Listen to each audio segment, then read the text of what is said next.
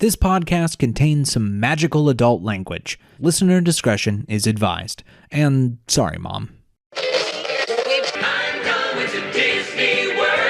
I'm going to... Whoa. You are not Mickey Mouse, you're a rat. Rat smack! Besides, they're tourists. What do they know? Welcome to Rat Castle, a progressive chat about theme park magic without the pixie dust. I am your rat, Nathan Hartman. It's a pleasure to be here, and now the end is near. Okay, I'm not going to sing the whole song, but I did do it my way until this very end here, and we are with three of my absolute favorite rats, minus one, which we will of course, hopefully, we'll get a little message or something from her. But with me for this final Rat Castle is our dear friend from Egypt, currently in Egypt, Sarah. Hello. How is the Queen of the Pharaohs? The Queen doing of the well, Pharaohs is doing well. She is doing great. It has been an intense month and a half out here. Ready to be home. I'm going to be home on New Year's Day. Like, I literally made sure that I was going to get there, make sure I was going to get my little New Year's kiss, you know. But yeah, so then we'll be Gotta back get that smooch. Yes. I mean, yes, after a month, hopefully more than a smooch. Hopefully but okay. more. You know, whatever. Lord. Oh my goodness. International Lord. travel. It has Makes been the heart. It has been a minute. Oh. Also with me, of course, is the wonderful mother of two now, Janine. Hello, Janine. Hello. It's good to have you. I know Sarah was complaining that she's very tired because she has been partying too hard, and you're tired because children are the worst, from what I was told. Yeah. I'm at the beck and call of a tiny little terrorist. Yeah. So. And it's Not wonderful. terrorist. We were able to get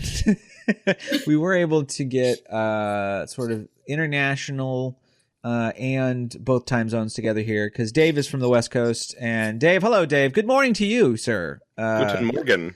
For those who don't know, this is going to be a weird one because I wanted to get as many as we could on this last one, and Sarah, of course, it's like after 7 your time in the evening of this day. It's afternoon my time, and then Dave is probably still sipping his morning coffee. It's like 9 something his way. Yeah, there you go. So we are all over the place. We sadly do not have Victoria with us. She was unable to make this final podcast. Hey, Rat Bastards. It's Victoria here. I am so sad I wasn't able to be on the very last episode of Rat Castle. So here's me making up for that. Well, mainly I just want to thank you guys, the listeners, for first off allowing me to be a part of your everyday life, whether it's watching us on YouTube, have discussions, or just being, listening to me on the cast while, you're on your way to work or anything like that. So first off, I want to thank you for being so supportive of this venture, especially for the whole team. I can't speak for everyone, but I can speak for myself. It's been a true honor and privilege, and a lesson, not a lesson per se, but a blessing to be part of something so fun and allowed me to grow and talk about things that I really enjoy, and obviously you enjoy too, in a progressive manner. So I want to first off, before I do anything, I want to thank the team. I want to thank Nathan, who's always literally the best leader anyone can have as far as a podcast. He literally does everything.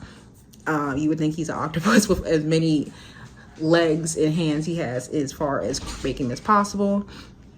I want to thank Dave because he's always so insightful with his knowledge when it comes to the theme entertainment industry, and I've learned so much from him. Sarah, mainly because we chat outside and we always have such fun topics to talk about, and she's just very passionate about everything she does. And of course, Janine, who I absolutely adore, and I hope her and her baby are doing well. So I want to thank the listeners, but I especially want to thank my co-host, and thank you for supporting us over the years. So bye, I'll talk to you soon. And I would have tried to reschedule, but I am going to be, when you're listening to this, I will be, is it the day that I leave? I'm trying to think through this. No, because I'm going to release it the 30th. So you're going to hear this a week earlier, but I will be preparing to go to Scotland, and I don't have exactly a lot of time, so I'll be in Scotland for 2 weeks. Scotland? Yes, I'm going to Scotland for 2 weeks. And I'm taking some... Huh? No, Scotland, Ohio. Yes, Scotland, England. What do you mean? Wait a No, minute. I Well, was Scotland. Katie coming. Oh, is Katie coming? That's what you said. Well, first of all, Scotland's not part of England. I know. Yes. UK. Got it. Anyway, Katie is coming. So Awesome. it is an educational trip that I'm taking students. I'm the co-leader. Whoa. And next year I'll lead the thing. So I thought this was your flight. What is it? Standby privilege. No, this is an official trip with an official ticket. And it's nice that way. And so we're heading out and going to enjoy Edinburgh. So we'll be staying in the middle of Edinburgh for 2 weeks. That's one of my favorite cities in the world, perhaps my favorite city. Oh, then you have to tell me things that I should not miss, for sure. I'm very excited, and yeah, so it should be interesting. I generally am not a tour guy who does tours, but because we're doing it sort of an educational thing, we have a couple lined up and that sort of thing. But it's good to see everything. We are going to hike Arthur's Seat. It's going to be about 30 degrees out, so amazing. I'm very, very excited about that. But that's the reason why you're getting this episode early. This is a week earlier than we normally release, like the last one. But basically, we didn't want huge news to break at the beginning of the year, and then you're like, their final episode, and they didn't talk about how Epcot exploded? Like, how did they miss that?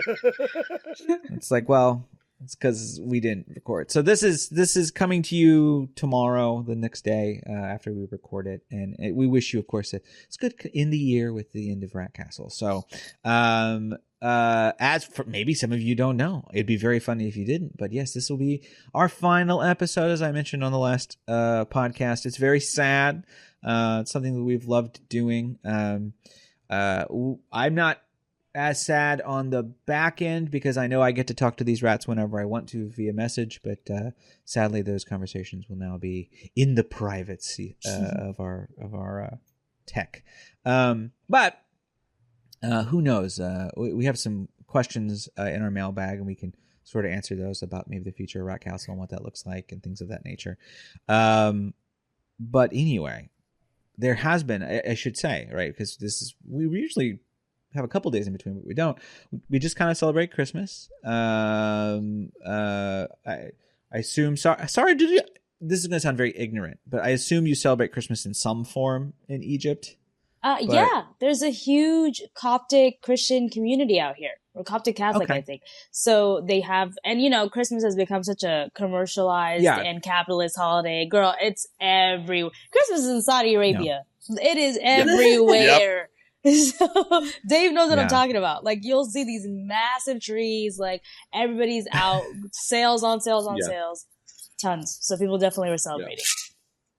That's good. That's good to hear. I don't know. It's good. It's good that you got to experience it. I don't know if I'm like, oh yes, good. Religion being passed through by commercialism. Great. Love it. Janine, you had first baby Christmas. How did that go? He slept through the whole thing. Oh, that's lovely, actually. Yeah, it was pretty great, actually. Yeah. That's great. Dave, you have the special Christmas. I did.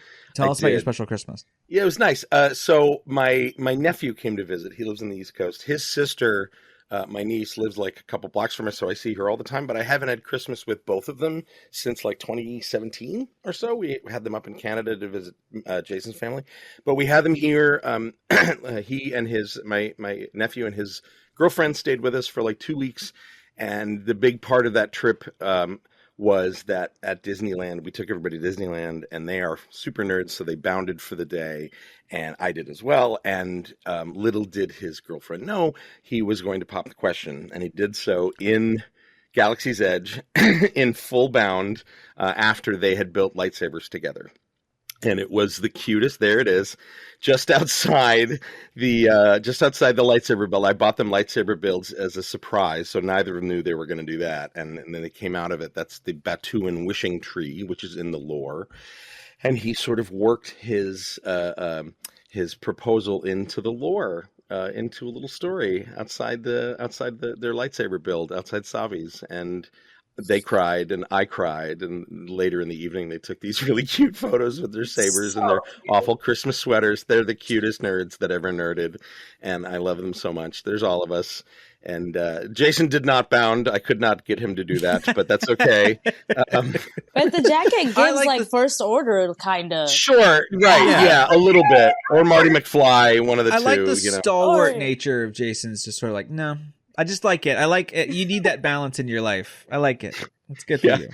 Yeah, so he's we had a great time, and it was a great couple of weeks. And then Christmas Day was just like, you know, I got to get up early and make pancakes before everybody woke up and open presents. Like, it was just a nice.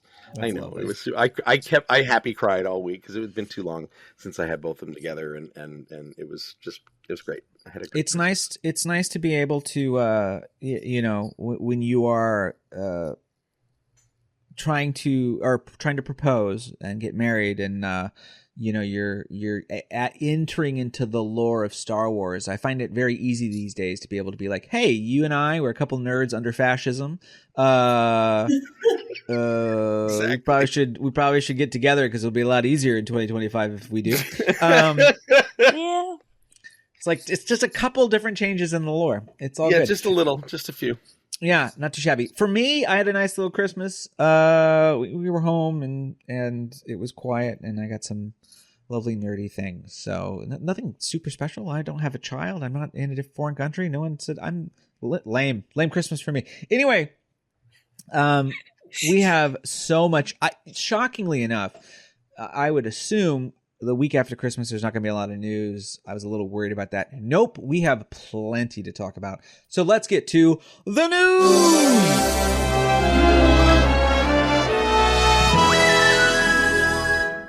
All right, ladies and gents, we're going to start off with Walt Disney World and of course the resort. And probably not a surprise to those that have listened to this show before, but a certain gentleman has shown up now and then. Fucking fascist! Good old Ron DeSantis, and he shows up one more time. This is a weird episode too, because it's not only our end. There's a lot of like ending conclusions to stories that we've been following. For example, for Mr. DeSantis, an investigation finds that the Walt Disney World Reedy Creek Improvement District, which is what the area around Walt Disney World was, I don't know the term for it, but that's what they were. Well, guess what? They found that they didn't break any laws. So, of course, in his desire to look cool and big and fascisty, that's a word, by the way, made it up. Our dear friend Ron DeSantis went ahead and had basically his goons attempt to find that Reedy Creek had in some way used their position to help Disney, and all that they could really find was that Reedy Creek employees were getting annual passes. Like, that was it. So they took that away.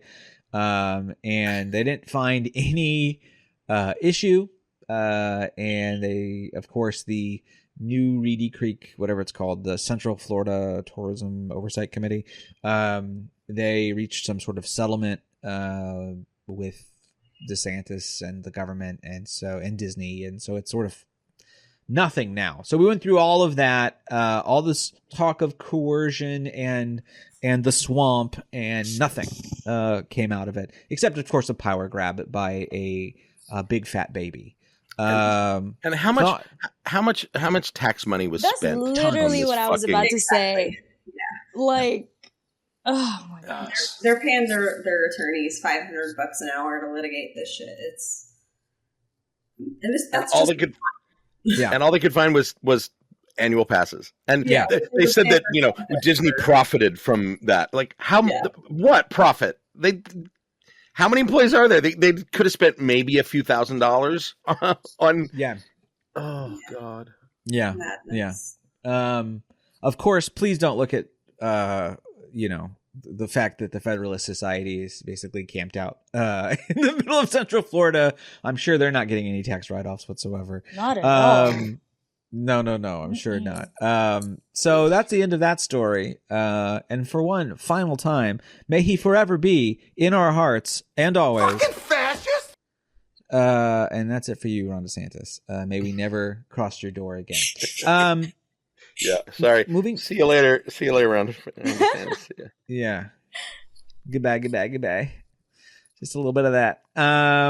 Some better news. We got some better news. This is something we sort of talked about a little bit last week, but we knew that Bluey was going to show up on, I think, the movie. We knew the movie was going to happen. And we've got it confirmed now that Bluey will be on cruise ships that are coming from Australia and New Zealand, as well as now going to be in the theme parks. Whoa, wait. So Where? Which theme parks? All the theme parks? all of them, it seems. And what- Disney World, Disneyland. Capacity as merch or Person? They haven't said yet. They haven't said yet. Or but dog? Well, what we know is that at one point for about 3 weeks, no, it was less, like 3 days, Fort Wilderness did some sort of Blue Healer, Bluey themed like search thing with Bluey on it, and then it was like, nope, we didn't follow the rules of the IP or something, and it got pulled very quickly, or it was a test. We don't know. It could have been a test. But we've seen some slight a little bit of playing around with the concept. I mean, meet and greets seem obvious, I think. Oh, yeah. The line for that? Oh, my God. I feel like it's going to be insane. Adults and children alike. Yeah. I mean, this feels like it feels really Hollywood Studios, if that makes sense. Yeah, it'll be a character meet and greet. It might be a skip and wave show or a cavalcade or something. I wouldn't expect a dark ride or anything out of this. Let me throw this out. I think they are going to replace the Disney Junior show with a Bluey show. Ding, ding, ding, ding, ding. I think that would make a lot of sense. That'd make a lot of sense. Or maybe add then it to the show. And then it goes into California Adventure as well. And Yeah. You already have the spots for it. It's not that hard to make that adjustment. And then you could do meet and greets outside as well. So that's my guess, but we'll see. More Bluey's always good. We'll take it. We also have some interesting things going on patent-wise. We have several patents that kind of came in both via Disney and Universal over the last couple days. And so we have this first patent here that I'll show off if you're watching on the video, but it's sort of like a glider. This is from Disney.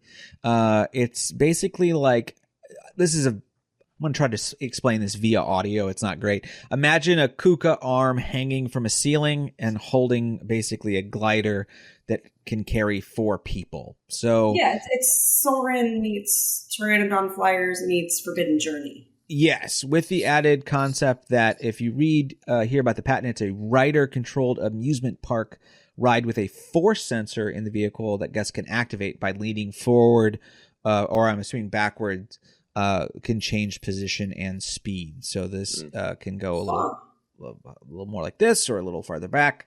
So then would there only be one on the track? Because how would you control this? How would that work? I assume this is Soarin'-esque in the sense of that it's a not actually moving, but it is. But I guess it would have to be if it's a simulator, it would have to be a singular simulator per vehicle. Yeah, because they can change speed. Could this be like a VR kind of thing? No. But then how do you change speed? Like if it's a stand leaning. No. Like if it's physical almost speed. Yeah, like how do you change the physical speed if it's a static? I don't think that you do. I think it's one of those things where they just tilt you forward and the video with the wind. I mean, if you look at the patent drawing, it does show a track with wheels on the top. So yeah, I think they are saying this could be a dark ride. I think speed is it's a difficult thing with multiple vehicles on a track. Talk to Universal about their Sylvester McMonkey McBean problem from 25 years ago, and the vehicle's not working. So anyway, it's this is one of those things where I look at a patent like this, and this is a moonshot. This is just them. 100%. This is just they're checking a box for a patent in terms of this kind of suspended vehicle interactive and that way no one can, dabble in that for a while. I don't know if this is a real thing or not yet, but the thing is, this kind of vehicle, interactive vehicle as a spinning ride already exists. It's called Dumbo, right? Like it's not a big deal. There's actually one like this that actually is that I saw. Well, the at IAAPA a Dumbo few one years is ago. universal. That's a second patent. Oh, yeah. Well, talk about that I later. mean, the real you mean Dumbo, you this still one? control it, right? You go up and down. True. Right? Absolutely. Correct. So, Yeah. so we'll talk about the new Universal one in a second. But I remember seeing at IAAPA a hang glider, round ride, spinning ride, flat ride that was 2-passenger that had a little bar on it, like a hang glider, and you moved that and went up and down like Dumbo. So it's like that kind of interactivity and a suspended vehicle with your feet dangling is not necessarily new, but Disney's saying by showing it on a track, they can say, all right, we can do a dark ride where you can go up and down. Like, I don't know what this could be brand wise. It could be a lot of things. So this to me just feels like a box checking moonshot patent thing. Just in They do case. that all the time. Yeah. Just in case. Yeah. And I think that's fine. It's always fun to see these things because you never know. It's less about the hole. Sometimes it's about, hey, look, that gear got used at some point. It's about the hole. Moving on to weird sort of things over at the Magic Kingdom. This is less. We go from patents to maintenance install plans, and Buzz Lightyear's Space Ranger Spin Tomorrowland at Magic Kingdom is getting new projectors, which if you know that ride, there's a very specific, if you know any of those versions, I'm pretty sure, there's always a projector spaced room, thanks to Delta. Which one did If You Could Have Wings have one, or was it just Delta Dream Flight? And if you have wings, have wings. But did If You Have Wings, they did have a video portion. Okay, so it goes all the way back, kind of thing. Yeah, that tunnel has always been this weird sort of speed tunnel thing. And so they're updating those projectors. That makes sense. Those projectors are about 10 years too old anyway. They always look terrible. The reason I want to talk about this, though, is that room, though? Yeah. What's the point of it? Yeah. It was there before. That's the only reason. There's no narrative. Yeah, there's no narrative reason beyond. It is literally the exact same track from If You Had Wings. Like, it's never changed its layout ever. And we've reached 26 years now with Buzz Lightyear's Space Ranger Space. Wait. So, oh my God, you're right. Opened a year before. Yeah. Yeah. This is so the question is, what the hell? And what should we do with this space? I have a theory about this. Yes, Dave. I don't think this is just the existing projectors in the existing spots being replaced. If people have ridden the newer shooter rides, most notably Ant-Man and most notably the Buzz Lightyear in Shanghai, those use entirely mapped projection onto layered sets. And the gun system itself is camera-based, not infrared-based. And it makes the ride experience on all those new ones a lot snappier. The game experience is very snappy and fast. I remember riding Shanghai going, oh man, this is what I wish MIB had been, to be honest. The Shanghai version is the best of those rides I'd been on. The Ant-Man uses the same game system, but the ride is not that great, to be honest. Yeah. In my opinion, pretty immobile from what I hear. It's a lot of standing stuff. Yeah. Right. And then I know that the new Wreck-It Ralph is going in somewhere.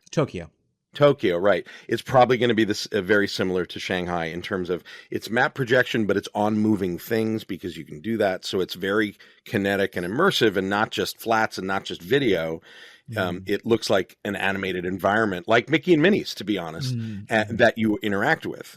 So my assumption is that this is getting a major upgrade. I could be wrong. It could be that they're cheaping out on us and this is a nothing burger. But to your point, this is a 26-year-old ride. It's an aging brand, and they better do something with it to make that ride viable again. And my money is, if they're going to spend any money on it, I don't think they would change the theme here. I think they're probably too skittish to do that at Magic Kingdom. Yeah. I think you need some Toy Story representation. Tomorrowland. I think that's Yeah. perfectly fine.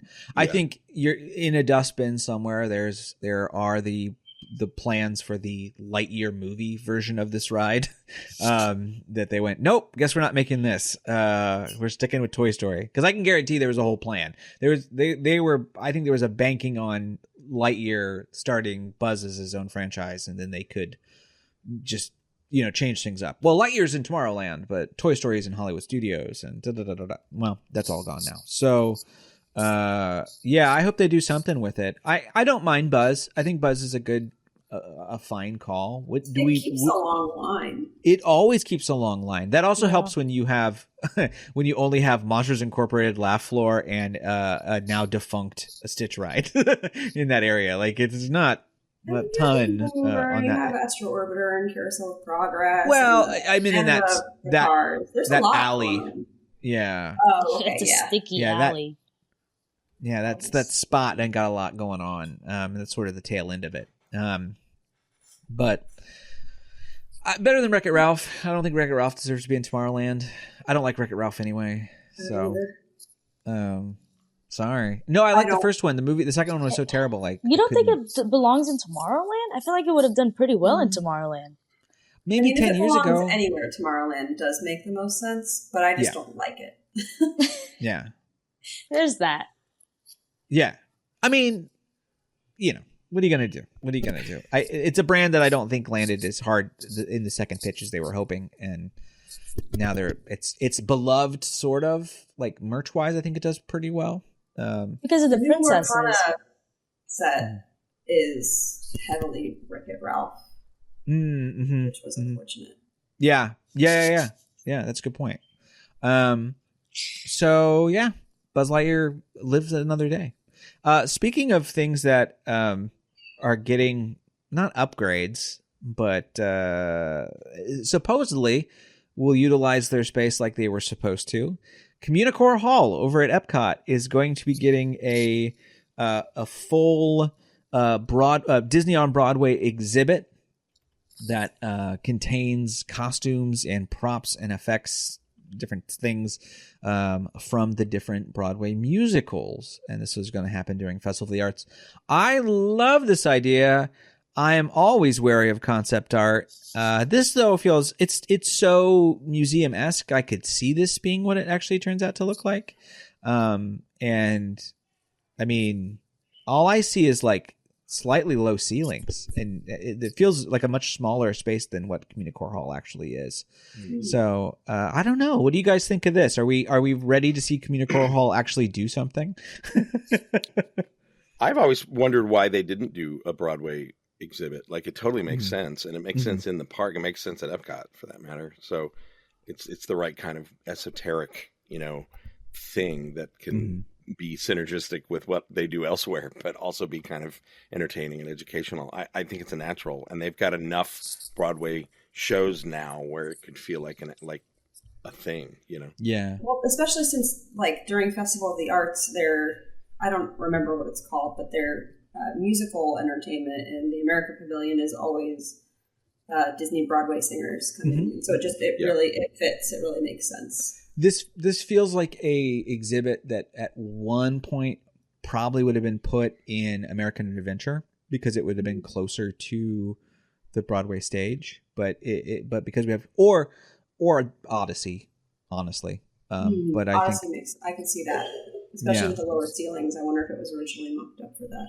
Yeah, it's curious. And who knows? I think this is I hope they do more of this. If they had started with something like this in Communicore Hall, I think they would have saved themselves a lot of bad PR for this stupid hallway. I'm so sick and tired of hearing about it. I just feel like it's just I know. So trashy.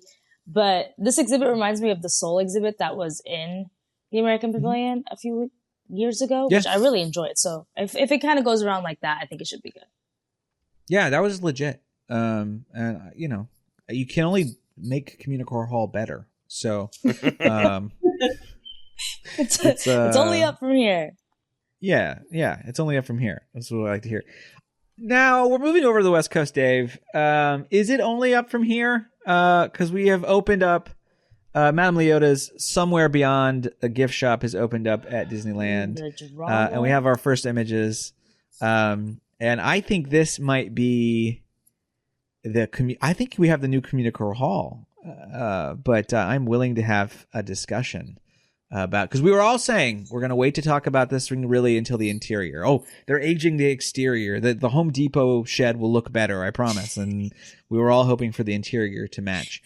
Dave, do you have any thoughts or anything else? We'll start with you on this.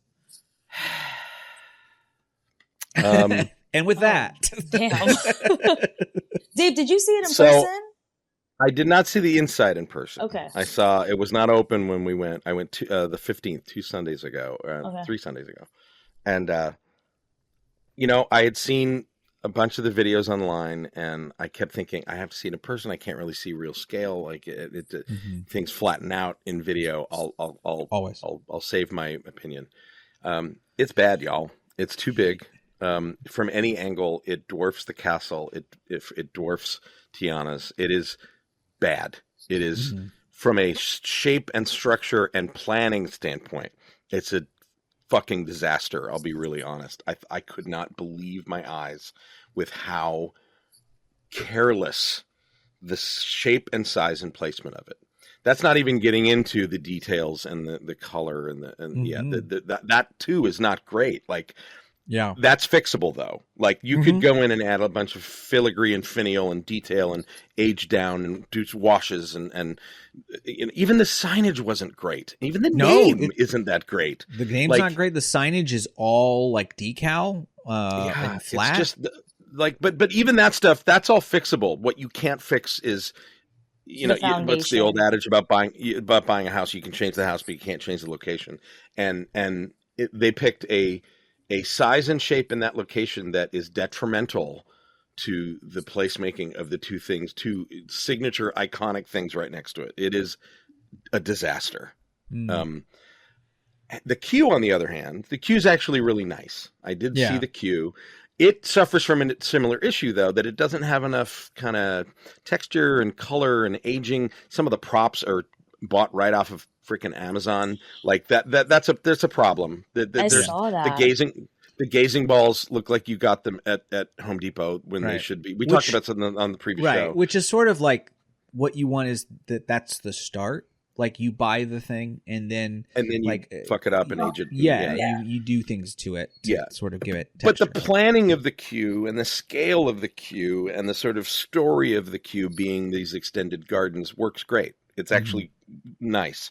And like in particular, the elevator disguised as the mausoleum is actually quite good. The mausoleum is nicely finished. It's really cute. It has all the puns and the jokes on it. So that does its job. The new queue is fine. I have absolutely no qualms with it other than it feels to me like they had to cross the finish line faster than expected, and it's the kind of thing where in the next round of maintenance and cleaning for it after a busy season or two, they're going to upgrade and fix some of that detail and color and paint. Like that looks to me like a can kicked down the road, right?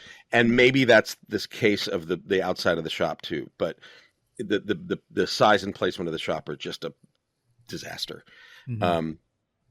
Having seen the inside now, it doesn't change my opinion. Like the inside to me is the inside to me is like even just the pictures and paintings.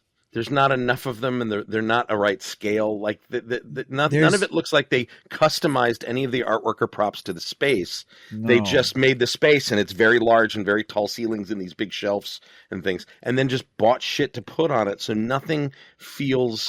Redbubble. We'll talk about that. We'll talk about that in a second. That's unforgivable. But so if you look at this first picture, my big issue when at first glance is you have the walls are, I would say, just kind of a pristine color, like they're fine, and then you have this very textured, very old looking barn aesthetic in the roof and sort of this, I don't know what they call it, like the second floor of what it would be, whatever, if you put hay up there or something. And it's this weird like contrast. And I know there's the whole story is like, well, Madame Leota took over the blah, blah, blah, blah, blah. And it's like, But it So looks she like just an paints- antique warehouse in an arts district in like a major city. It's 100% looks like Yeah. yeah. Do you get what I mean? It looks like I wandered into a gift shop in New Orleans, like a world market, like a tourist. or- yeah. Do you get like A it? That's tourist gift shop. literally, yeah. It's I very. mean, just look touristy. at just look at this photo for a minute. I'm going to point out a couple of things. Those lamps are completely the wrong scale for this room, Totally. Mm. Way too and small. putting more of them didn't help. It exacerbates the problem, right? Mhm. The row of candles and stuff on the right, like the shelf of props with that little tiny portrait of Leota, like Yeah. there should be, those candles should be 2 or 3 times that size. There should be Mhm. about 30 more of them. Why isn't more photos going up the walls on either side of that window? It's not, the clutter is at a scale that doesn't look like it's been there more than a couple of years, right? It doesn't look yeah. lived in, right? No. How do And you get everything's your the wrong ass handed? scale. How do you get your ass handed to you by a cookie shop at Disney Springs? Is what I want to understand. Because Right. like That's a like great analogy. Gideon's is going for the same aesthetic, and they like got it, and that's a small space. And But especially when you consider that they were a booth in like a little, Yeah. a tiny little booth, Yeah. smaller than the room that I'm in. yeah, And then again, they pulled that off. yeah, this speaks to me that this propping and planning design in terms of the finishes and the fixtures was probably done before this thing had to grow, because the merch people, asked for 100 feet more of linear space on Yeah. shelves or whatever. Where are we going to Like, put the Dooney and Burke in this? I need another. Yeah, it's just, and like if I had seen this level and this finish in like, frankly, Knott's or Six Flags Park, I would have been like, oh, good job. That's nice. yeah. Nice, Well, nicely done. you tried. Oh, but This, No, this is the amount you needed for like Memento Mori at Magic Kingdom. Like it's a small. This is the amount of material needed for a building half this size, and Yeah. they just didn't do it. I will give credit. I can't remember. Hayden mentioned it online, but I can't remember the gentleman's name who painted this. This is of course the Madame Leota portrait that is in there. This is great. This is wonderful. There's nothing wrong with this picture No, of Leota it's great. Tombs. It's fine. I mean, I still don't understand how this story works, but It should have been this is- bigger. Yeah, sure, right. it should have taken up an right. entire wall. It should, like, screw the window. Like, that should have been, or put it to one side of the window and make it take that entire corner. Like it. Right. It But the should have been a question portrait- remains: does Madame Leota have a picture of herself in her own home? Like there's a lot of narratives to consider Okay. here. The one Yeah. thing that this reminds me of in a bad way, though, is the merchant photo in the Beauty and the Beast gift shop at Magic Kingdom, which is just like one of the guys like in corporate or something. I can't remember what it is, but it's just it feels it just doesn't feel real. It feels like it does feel like, hey, this is a gag, and I know that this is literally who is the person in the ride. Like, I'm not saying this is the same level, but it is like, well, I mean, it's Madame Leota's place. We need a picture of Madame Leota. Like, it's such a box tick for me, opposed to considering what Madame Leota cares about, which I don't know. I don't see her as egotistical enough to have a painting done of herself, but maybe that's just me. We have other areas. Those snakes are terrible. They look awful. I don't even know what artistic it's like, view they were coming from. Like, I don't know. It's kind of sort of based on some Raleigh Crump drawings, but they look, they don't look handmade. These are obviously done with like a CNC router or a easily, laser cut. yeah. And taken right off that router and installed and painted. Like, no, it doesn't look like there's chipping. any additional hand finishing or anything. This Yeah. is this whole thing just feels like it's done by the new guys, and it's yeah. And I hate to be that critical of this because I love the Haunted Mansion and it's my home park, but it just, like, the inconsistency of what in this room is aged and what is new, what feels like Madame Leota and what feels like the house. Like, what's aesthetic? What's narrative? What's Yeah. It's all over the place. And there's no better example for me than they have several of these. I'm going to show it. I'll explain it via audio, which is a mirror that has glued to it. There's a trumpet on one end, and this has two sticks kind of sticking out of the mirror, and there's a drum. What drumsticks. is that? And I'm pretty sure this is supposed to allude to, of course, Madame Leota's scene in the ride, because there are drums and trumpets and stuff floating. But this is literally just drumsticks glued to a mirror. Which then the reflection doesn't work, and they look broken, and it looks amateur. Like, it's real bad. The staging of that is real bad. And what is this? Like, is this literally happening? Is this supposed to be magic that's occurring in the gift shop? What's the narrative purpose of this beyond going, no, that thing from the ride, there's a version of it. Like, this is the thing that perplexes me most. Yeah. Like, what does this connect to? What is the purpose? And this whole building is just inconsistencies in the aesthetics and narrative. Like, and even the prop shopping in this was obviously done, online. Like, they didn't send them to actual antique stores in New Orleans like they used to. Like, you could have easily propped this by literally going to actual Southern, Gothic areas with these kind of houses. And has anyone checked in on Brandon Clyley? Is he okay? Has he seen this? Oh yeah, I man. For those who don't know, Brandon did Trader Sam's and a bunch of stuff in Buena Vista Street, and he was the prop guy for a while. I think this is what really annoys me about this entire thing, is the fact that there are like really, really good references for them to go back and like look to. When it comes to this entire store, you have the physical building right there that is like jam packed with so many different things that you can like use as references. It's not something that's coming up out of nowhere. It's not a made up world. It's not. It's literally not Pandora. Right there. Exactly. Yeah. So it's not like Pandora, where you have to like bring a bunch of different things from a completely different universe and then try to make them make sense in our world. But it's literally something within our world that you could use things that are historic. You could use things that are like a little bit from your imagination. You could use things from the ride that is literally right there. It just feels incredibly lazy. And I just don't really understand why it took them so long if this is what they were going to produce. All right, let's talk about the Redbubble art, which is in the picture that we're currently looking at. What we have here in the official Haunted Mansion gift shop at Disneyland, where Walt Disney himself walked around, is a piece of art of, theoretically, the bride from the Haunted Mansion. But what it actually is a piece of created artwork bought off of Redbubble and then framed and put in the official Disney gift shop. Now, my guess is at this point, this isn't there anymore, but they are so bold. I bet it's still actually there.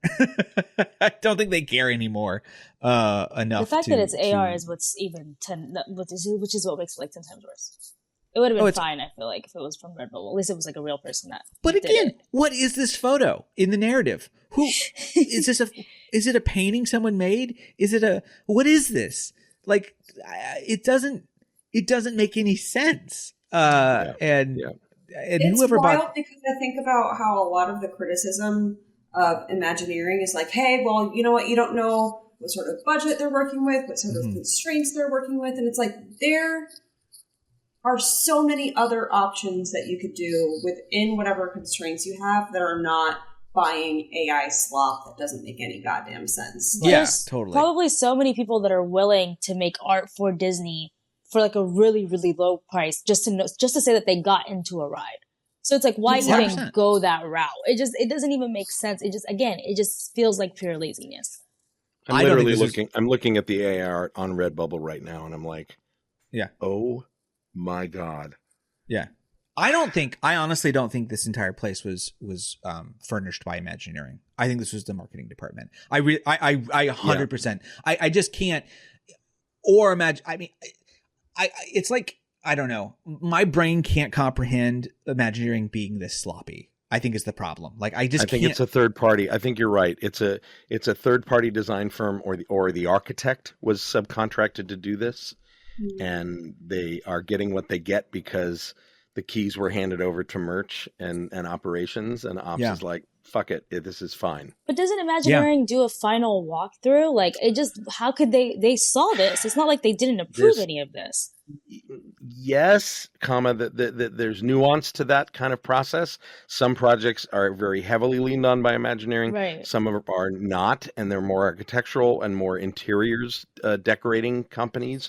Imagineering doesn't literally touch everything that goes into the parks. They don't. I mean, I hate to burst everybody's bubble, but this is also architecture and sometimes just stuff that Imagineering does concept for and it's left to a project management team to get it done. My assumption with this is that there's also a very particular point in all these projects that is the key handover, which is like the minute those keys go from whoever at Imagineering or is managing it to operations, there's no takebacks. In other words, sometimes those keys, like there's lots of stories about major things in attractions that didn't happen because they happened after the key handover, and then Imagineering has to wait till the next big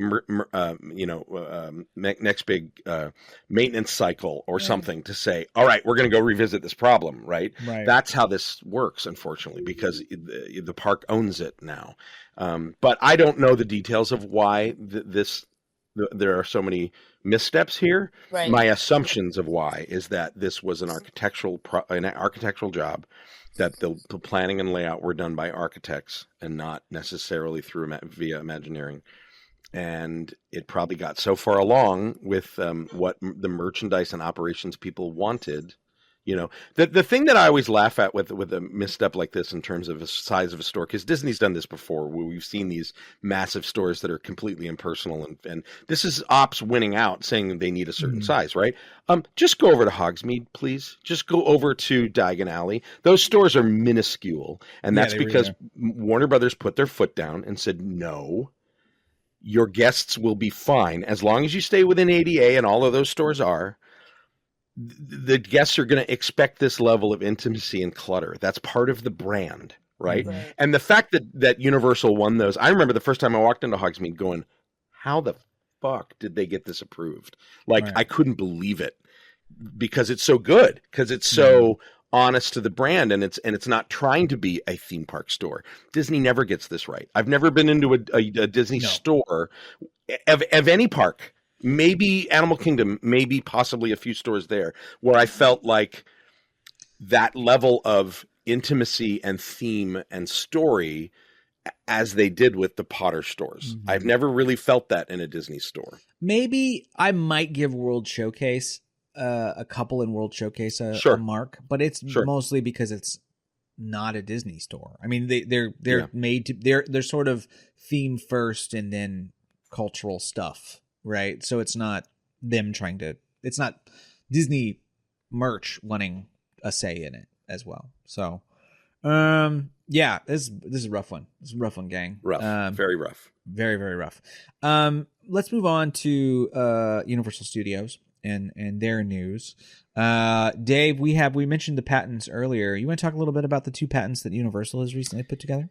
Yeah. So the first one is a round ride system of sorts that are ride vehicles attached to arms and a wheel, like AKA Dumbo, and bigger vehicles. That in the patent it shows there's like 3 rows. They look like Spider-Man scale, so probably like 16 people. Yeah, they're big. They're big, and that the arms can extend and retract and change angles and spin.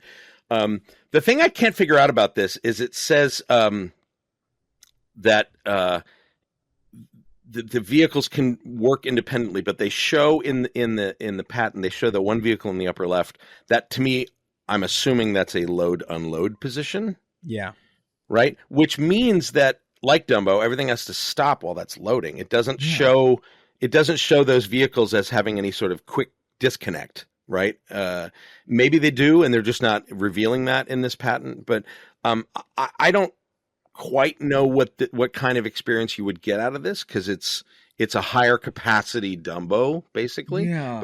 But you got to stop every time to load each vehicle. There's something about this that I'm not getting from the patent, but that's typical, that they don't want you to know exactly what the patent is. So there's probably a couple things in here that are not covered by the patent and not explained in the patent that also make it unique. Sure. But I mean, that's why the boxes are, I mean, if you look at the patent, it's like each vehicle is a box. It's like, well, that's not what it would actually be. It's just containing the right amount of seats, basically. They're showing it to be high capacity. And so like maybe this is, those individual boxes could not have a view out to the real world. They could be their own individual little simulators in there. And then it's basically, if you look at it that way, that this is not looking at external scenery, but is actually little self-contained show rides. This is Millennium Falcon, basically, is what this is. And this could be their answer to that, of a small capacity themed IP vehicle that guests are in control of, but we need to load from one spot, to make it real. Like that's absolutely a possibility. That's my first reaction to this was, oh, it's Falcon, basically, without doing without stepping on the turntable. Fascinating. Right. Yeah. That's my first reaction to this was that this is something like Falcon, their individual ride vehicles. Now they're throwing me off because the little vehicles have windows and you can see through them, and so it's suggesting that it's a dark ride of some sort or a scenic ride of some sort. That could be true too, but there's something about this that they're not revealing. It's fascinating though. So that's the first one. This second is one. I wonder what the ride mechanism is for the Millennium Falcon now. Oh, well, you can see that online. If you search for it, there's a couple of great YouTube videos that tell you how it works. It's basically a giant turntable with individual Falcon nose cones on it. And there's, I think, 8 on each one, 7 or 8. Right. Yeah. And you load, and it's indexed here. And then as you go through the ride, that the turntable moves and stops as it loads the next people, but you don't feel You're that always happening. Moving in that direction in the ride. Yeah. That's fascinating. At the beginning of the ride, if you notice, when you load, there's like there's a takeoff moment where the Falcon sort of feels like it's being moved over on a gantry. That move is what's happening through the whole ride, but you don't notice it. You don't pick up on and there's 4 of those giant turntables inside there. No, there's 4, right? I think there's 4 giant turntables. And all of them load from different. So when you go into that room where it's the chessboard and you feel like you're in the Falcon, in the belly of the Falcon, there's actually 4 or 2 little hallways that lead to 2 different nose cones. Yeah. And then there are 2 of those. Well, technically Falcon 8 nose cones. Yeah, sorry. Think about it. Yeah. Yeah. It's very complicated, but it's all industrial engineering of how do we do a ride that's 6 people that lasts this long, that gets this capacity, and they work backwards from that. It's an incredible feat for a ride that is not very fun. Here's the thing about that. To me, that ride, if it had opened with 4 or 5 randomized missions like it was supposed to, I think people would have a much higher opinion of it, because that's the problem. It's the same thing every time. It's the best ride when you just probably rode it with family alone, and that's the best ride ever. It's right with family alone, especially gamer nerds. Yeah. Like we fucking killed that ride. We got really, really great scores, and we figured out when to hit the brake. Like the big things are when you hit the brake. That's the big one. Yeah. And then we also did Chewy mode on one of the times we did it, which is hilarious because it's just chaos. But yeah, it would be a lot better if it was multiples. But anyway, Janine, go look on YouTube. Just search Millennium Falcon, how it works. And it's good. People have done a deep dive on the industrial engineering of it. And I feel like the Imagineering story goes over it. If I remember, I think it does. I think it does. And actually, the TEA, the Thea Award winning year of that, which is the same year that Warner Brothers Abu Dhabi won, which is online because we didn't do it in person. It was during COVID. That's on there. If you go on my YouTube, you'll find it. That's on one of my playlists for the Warner Brothers section. It's the same thing. It's the same video talking about that, and it's Asa Kamala from Imagineering talking all about it. It's pretty great. Cool. The second thing is Universal's patent for what they're calling the real-time show set handoff.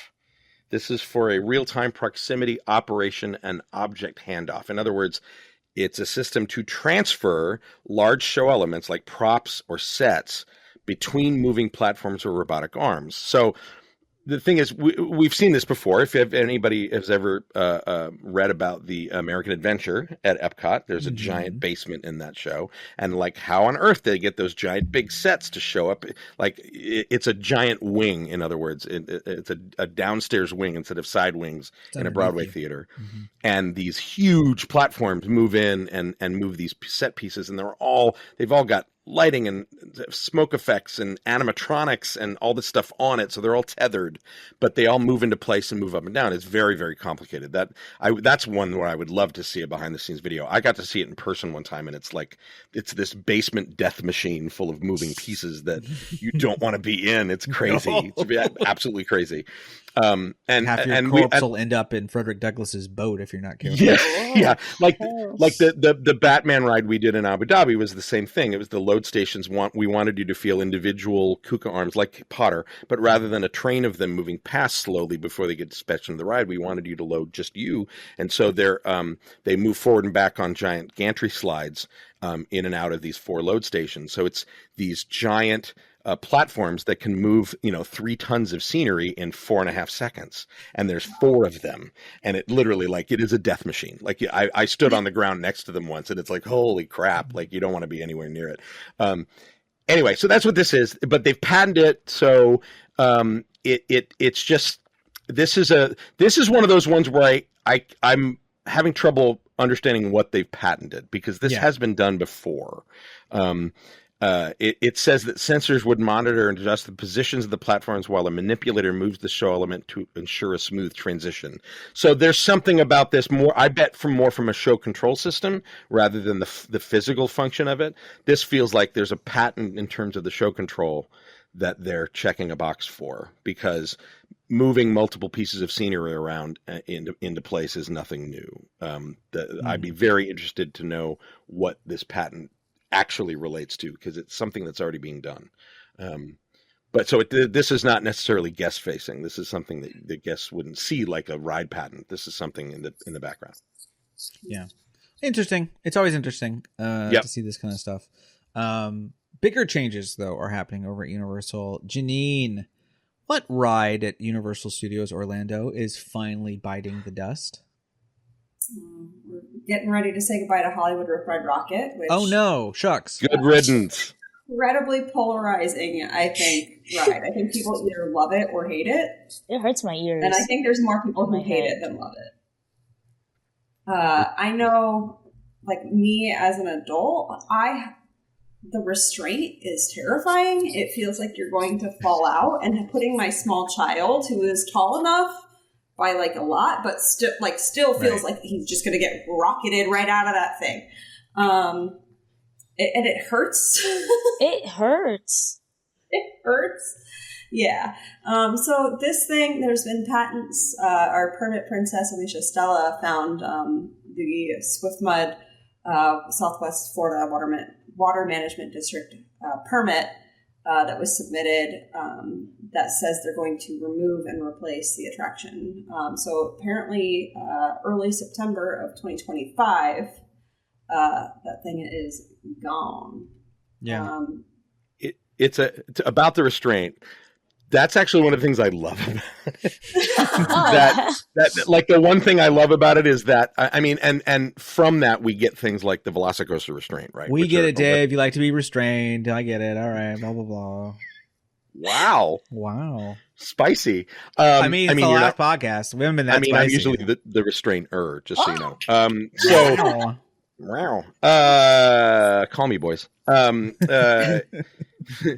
But that sort of lap only restraint rather than shoulder restraints started with rides like this, and B&M used to have one that they still use on some coasters, but it led to things like Velocicoaster, which is where it's pushing down on the top of your thighs, basically. In the industry, this is what's called I think they call it a locked Z restraint, which means that your legs are in a Z position. There's literally no way to get them through that without breaking them. You know what I mean? Like, your legs you are absolutely 100% safe. Yes, of course it feels like you're going to fly out of it. That's the point. But there's no way you can sort of wiggle past it. And convex. And so like you are just loose in it. Yeah, it's a mind fuck. It's a complete mind fuck riding that ride. Like Velocicoaster, it is resting against your body and you feel secure. This thing is just like going around you. And the first time I rode this is a manufacturer called Maurer Sona, and they're a German coaster manufacturer. And the first time I rode it was a very small park in Germany. They're one of their first installations in like 2014, I think. And fun fact, we were actually looking at using this for a never completed for the Warner Brothers park Batmobile indoor launch coaster. We were going to gussy it up to look like the Tumbler, and it would be an indoor coaster with effects and things like Rock and Roller Coaster, but themed to the Batmobile. Never happened. We did our Batman Kuka ride instead. But we test rode this in their initial ride, and I loved it. I absolutely loved it. But I will say, their engineering has not held up to weather and longevity, and that is the roughest, rattliest coaster in Florida right now. And it just and they have so many maintenance problems with it. It e-stops all the time. It valleys occasionally, which is meaning it doesn't have the momentum to keep moving, and they have to people have gotten stuck for hours and had to be rescued by the fire department. And then Universal adding their complexity to it with the continuous load, because it basically was the same treadmill little thing that they did for Potter, and Universal loves that because it's very high capacity. It's like an Omnimover. Coasters aren't necessarily meant to do that, and so it's putting peanut butter and jelly together that shouldn't go together, and so they have a lot of problems with that load station evidently, and lots of e-stops. So this is not surprising. And also, why did they build a coaster that makes a bunch of noise on top of some sound stages that were meant for film and TV production? Like, I never understood that. Oh, like right by their concert venue. Yeah, as well. Right by they tried to make it part of the concert venue. Like, oh, it's music. Like, it's synergistic. We're gonna have concerts there. Okay, I get it theme wise, but it always I always felt like it was sort of crammed in. And this felt to me like even when it opened was like, we need a coaster in this park. We need more thrills. We're gonna put this in. It's hardcore, to be honest. Like, Velocicoaster, I understand is hardcore, but it doesn't look hardcore. Like, it doesn't feel like it's a different kind of beast. This seems like just the fact that you have to go through that metal detector and they're so aggressive about it, like that. Mm-hmm. Yeah, I guess Incredible Hulk is similar in that sense. Like, they both feel like intimidating coasters. But it makes sense for that theme. Like, it all makes sense. But for it just never made sense. And it was an eyesore, low key. It was an eyesore. I don't know what they're going to do with the space. They're not going to not have a thing. They need another thing. So are we going to see another roller coaster be put into this area? Are they going to officially? The footprint is weird. I agree. It's a weird footprint. I'm smelling maybe we just finally clinch that Universal partnership with Ghostbusters, and they just do a smaller. I've seen that rolling coaster around. It goes through the old Ghostbusters. It already goes through that firehouse. So, I don't know. Like a coaster? Yeah, like a smaller one, like a kiddie coaster. Nah, not a kiddie coaster, but like one that could be expands the footprint a little bit. Yeah, one that could be, I don't know, just a more moderate that could take more people, of all sizes. So bigger than I just have to say, guys, if you looked at that permit, it is very similar to what I do for work. Interesting. So that was kind of low-key triggering for me to be looking at that. She said she's on maternity leave, y'all. Leave her alone. Do not make me look at permits. Not permits. I didn't even mean to. I'm so sorry. Speaking of weird kind of things that are happening in the Orlando area, Janine, we have a decision by Universal to quit doing something, and I think everyone kind of agrees it's connected to something else that happened in Orlando. What's going on? 100%. Yeah, so Universal Orlando has suspended the drone portion of its Cinesational performance. That's their night show. It's got like drones with King Kong on the Empire State Building. It's really cool. I really love the drone shows. But unfortunately, there was a Christmas event in Orlando in the neighborhood Lake Eola, where the drones, I don't know if one of the drones lost its connection to the other ones. It started crashing, chain reaction. These drones started dropping out of the sky. And a 7-year-old boy was hit in the chest with the drone and needed open heart surgery to save his life. So clearly Universal has been like, well, that's that. Yeah, they're We spooked. don't want any part of that. And they've pulled it. Would I Yeah. be a bitch if I said I didn't like drone shows? I don't find No. them enjoyable. I don't know why. I really don't. I've never really understood what's cool about it. Just lights in the sky. I would prefer I would prefer fireworks over a drone show. Drone shows by themselves, I think, are not as interesting as drone shows as an aspect of a larger. Yeah. Like the one thing. in Paris for their 30th anniversary. That's cool. But then if you're just going to have drone show, like the one that they were having at Universal Hollywood, the one that they would have near Harry Potter World, or that to me was very boring. It would just have like a deer. One of the things that, I mean, that's awful what happened to that kid. That's Of really course. sad. But one thing people should understand, when we're talking about drones and shows like this isn't a giant thing. These drones are like the size of my fist. These are little tiny little things. So the fact that falling from that height could have done that kind of damage to a 7-year-old is serious. Well, it's shit, pretty right? high. Right, and well, I mean, but again, they're not like a falling brick. There's a certain amount of weight. It's more about velocity than it is weight at that point. It hits a terminal velocity, obviously. Like it's not going to get faster and faster and faster because they're so lightweight. But they're just they're an oddly shaped object. They're dense. They're not very heavy. They're usually less than a pound. They're not a lot. So. And I'm not saying this to doubt what happened to the kid. What happened was terrible, but people should know that these things on the surface don't look like they're. They seem pretty safe, and I've been hit by one myself, and normally they're like no big deal, right? They're not any big deal, but to a smaller kid who doesn't have the bone structure and the thickness of skin and a belly like me, like it's if it hits him in the chest, it's gonna. I totally understand, in other words, why Universal is erring on the side of caution here. You know what I mean? Yeah. Was Universal not going to do it over a body of water? Like, because this one didn't seem like it was done over one. I think they have to do them over the body of water. But I think Lake Eola, because they did it over Lake Eola, which is a large lake, but I think it just went haywire and just veered off. Oops. And so it's like it's over water if things just stay in their nice little y-axis, but they go off. And so it's what's the buffer that you're working And with? I'm curious about distance from viewer to drone. I think Disney has more space, and so they're less concerned. I mean, they're not really doing them. They did the one at Disney Springs, and I'm sure they're considering some stuff. But like the difference there is they have a lot. Yeah, and they have a lot of space where they can really push one far back into the forest if they want to. And like, is it going to get to is it really truly going to get to a guest? Probably not. Universal is just like, hi, we're in the middle of downtown Orlando. Like it's literally, even if you have space, you don't have the kind of space that Disney has to sort of that window of, when I used to do drone flying, I was a licensed drone pilot for several years. And you had to really consider all that stuff because it was like, where could it land if it went straight down? But honestly, where could it land if it veers left or right? And, you need, if you want to be like super safe, like a lot of like cushion.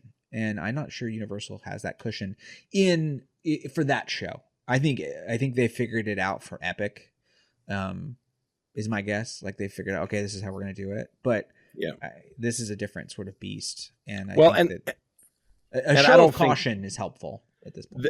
I think this is a show of caution. I think they're going to wait till it till whatever legally is figured out with this company that does them in Orlando, and they're going to wait till it blows over and they're going to bring it back, because the ones they do at Universal never go over guest areas. They are always over backstage areas. There are entire show buildings between where those things go. It's so unlikely that the ones at Universal are ever going to blow into guest path, because they wouldn't run them at those wind levels anyway. And the minute they sensed any of that kind of wind level, they would shut them all down.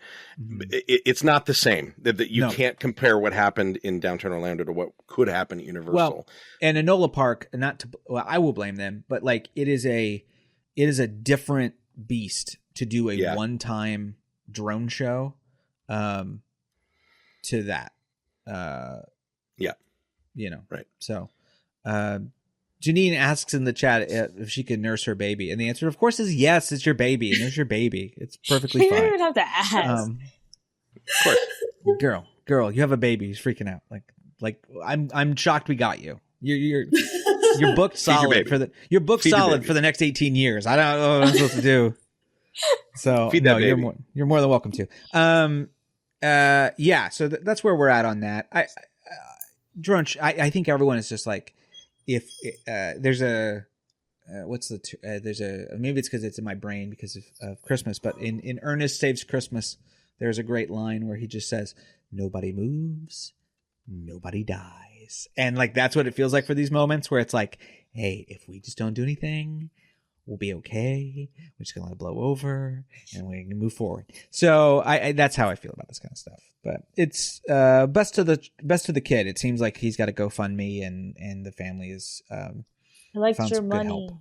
Get the funds.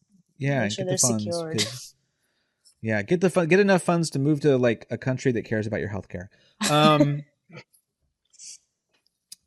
Also, I'm sure they're kicking themselves because Leggy Nola has no money, and it's like, God damn it! If it had been Universal or Disney, we'd be rolling now. What are you going to take from the parks department? Like, forget about it. Let's move on to company news. This feels like an end to a story. This one, Sarah, we have come to the conclusion of what is happening to the Jim Henson Company, original studio, Charlie Chaplin studio. What's going on? Yeah, I was not expecting this, but John Mayer and director MCG purchased McG. Is it McG? Is McG. it Mick? I thought it was MCG. McG. In McG. He's the guy who directed the first Charlie's Angels movie, the first Yeah. two The Charlie's A-Team. Angels The movies. A-Team movie. Yeah. And the A-Team movie. Yeah. I don't know how the guy has money for a studio because he's not a good director, but whatever. That's just me. But like, how did investment. they? And it's 40. Oh, baby. It was Hi, baby.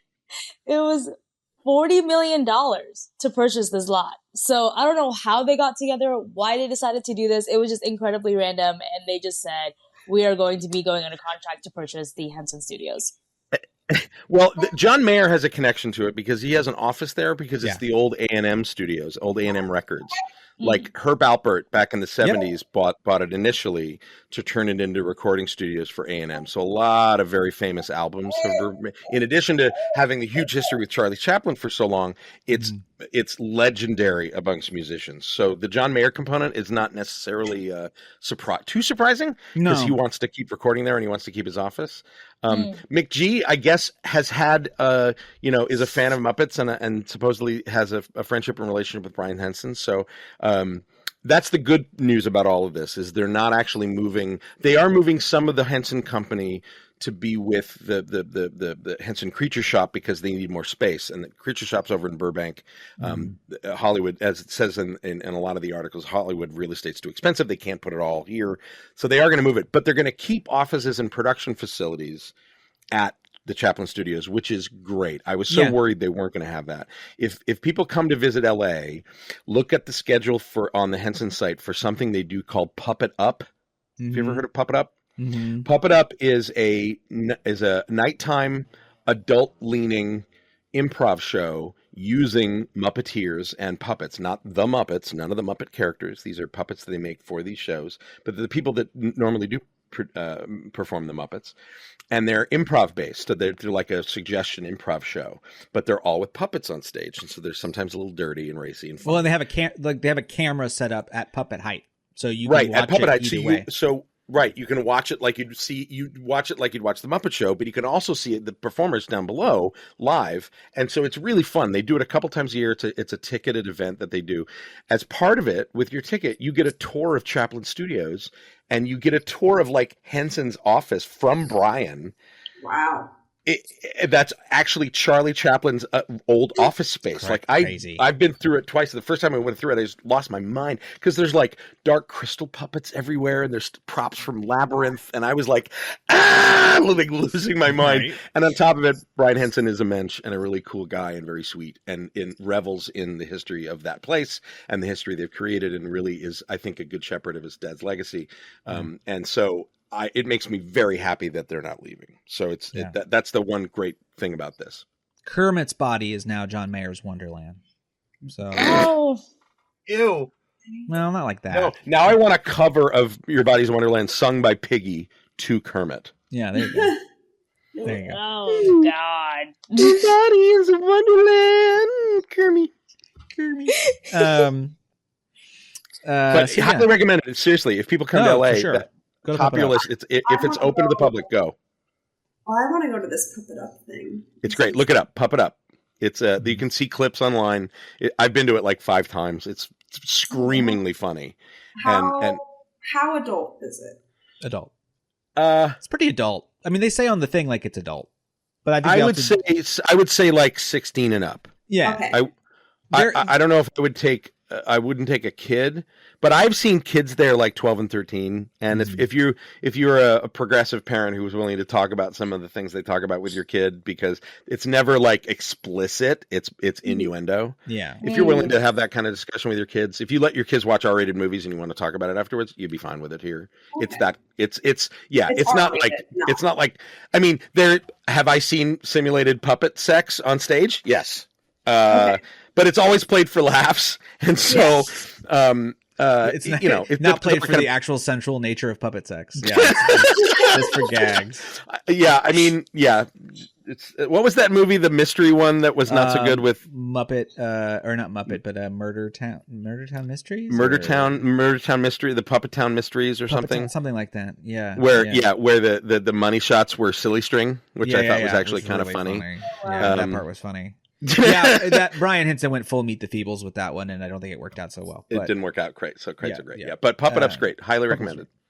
moving on. Sorry, we have some more fallout from the Pixar win and lose debacle, and we are also finding that the tendrils of Disney now in this new political climate are what's the best way of putting it? Trying to save their asses and make good with an administration that does not care for them. Yeah. What's going on over at Pixar? By the way, it's been a while since I've thought this, but like, I don't want to work at Pixar. Like, it doesn't sound fun anymore. Like, we're There's so always- far from scooters and monkeys and little tiki rooms. Like, it sucks. It seems to work at Pixar. It seems, I mean, it is corporate, but like it feels corporate, if that makes sense. But a few of the ex-Pixar, what are they, employees, cast members? What do we just call them? Employees. Ex-Pixar? Yeah, ex-Pixar employees have come out and spoken about their experiences while working on the Win or Lose show, as well as the new movie Hopper that's supposed to be coming out, I believe, next year. Sarah Ligatic? Yes, she is a transgender former Pixar assistant who consulted on the episode where they were talking about the transgender character on Win or Lose. She was extremely frustrated. She stated that she was not surprised, but it still devastated her because she felt like it was extremely important. She also talked about how there were 2 years ago where they had a meeting with Bob Chapek where he had stated that animation is a conservative medium, which is news to me. I didn't think it would have been a conservative medium. So he wanted to make that very clear. His sort of anti-messaging agenda. Yeah. So a few weeks ago, there were news that came out that talked about the lines that were being removed for this character that was set to be where they were going to flat out say that this is a trans character and it was voiced by a transgendered person. And they told the transgender person that they would have to essentially voice this character for the rest of the series without stating that they are trans, which is extremely like... And she's 14. I mean, she's 18 now, but she's a teenager. She was a it's child, an and they afterthought. purposefully went looking for... It's stripping her of that identity. Like, it's 100%. not giving her the chance or the choice to be like, if you don't want to do this anymore, we'll re-record it. Like, it's just basically like, hey, guess what? You're cis now. Like, that sucks. That's bad.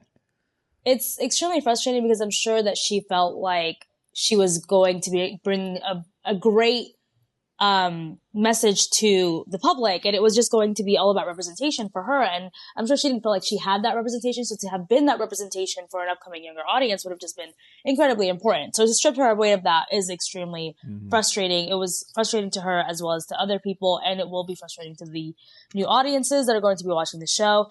There was another employee that pointed out the irony of Disney's statement, because they said that Disney had talked about previously the death of a parent in Bambi and The Lion King and alcohol use in Alice in Wonderland and Pinocchio. Disney has never really shied away from controversial topics, but it seems like they are backtracking.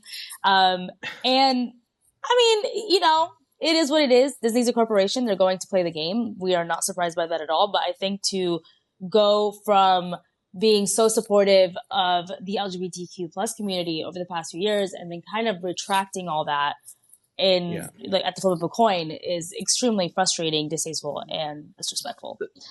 They're all kowtowing to Trump. I mean, every company's doing it, right? They're all deleting. They did it their last time DEI too. programs. People forget about this. They Yeah. did it last They did time. it before.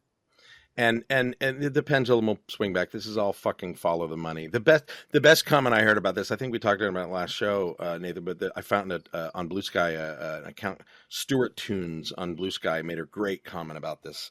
Because somebody had posted this has happened and asked at what point are trans people allowed to exist in the narrative? You know, when are LGBT plus people allowed to tell their stories without worry of censorship? And their response was, you know, the quote, "Many parents prefer to discuss certain subjects on their own timeline," is how we should talk about the existence of Santa Claus, not the existence of a real group of people. Right. Replace trans with black and imagine not telling kids black people exist when they're in front of them every day.